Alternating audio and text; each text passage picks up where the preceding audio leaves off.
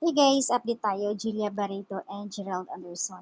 Ayay, eto na naman ang churals. Nag-trending na naman. Nagiging usap-usapan laman ng social media ngayon ang churals. Di umano'y, hiwalay na raw ang dalawa. Hindi na, kumbaga tayo bago para dito. Guys, ilang beses na yan sila na issue na hiwalay. Last year, nung panahon pa na mayroong movie si Josh Leah. Sinasabi nilang hiwalay na. Pero hindi yun po, hiwalay sila kasi may, kumbaga, ganun talaga eh, kapag ka may movie si Julia, iba ang partner, nai-issue ka agad. At ngayon naman, kasi nga, si Gerald, balik na nga sa pagiging active niya bilang actor, so mayroon siyang movie.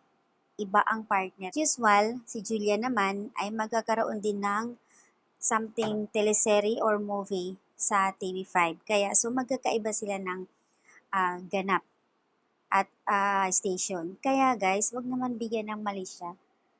Mga ilang araw magsasama na naman yung dalawa. Ganun talaga kapag may project sila, hindi sila yung palaging nagpapakita na akala ng tao hiwalay na.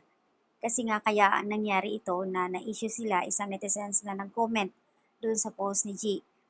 Dahil nagkakaroon ng camping ang friends ni Gerald, andoon ang mga kasama niya, ay yung mga team ni Gerald. So, which is hinahanap nila si Julia Barreto. At the time kasi na nagkaroon ng campaign sila, si Julia ay kasagsagan nag-guest doon sa TV5 at meron din siyang ini-endorse na bagong kaya talagang busy. So, nataon din, syempre, kumakailan lang na kumbaga busy si Julia as in.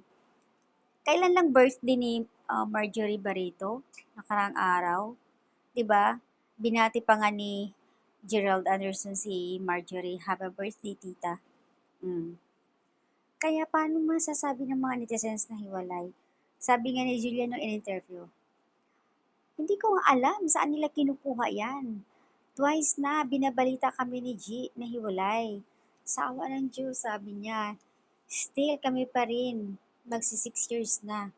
So ito na naman ngayon. Ayan, ang laman ng, kumbaga, ng topic ngayon sa social media ang jurals. Kalat na kalat na nag-viral na talaga as in kung saan ay naghihiwalay na nga raw ang dalawa.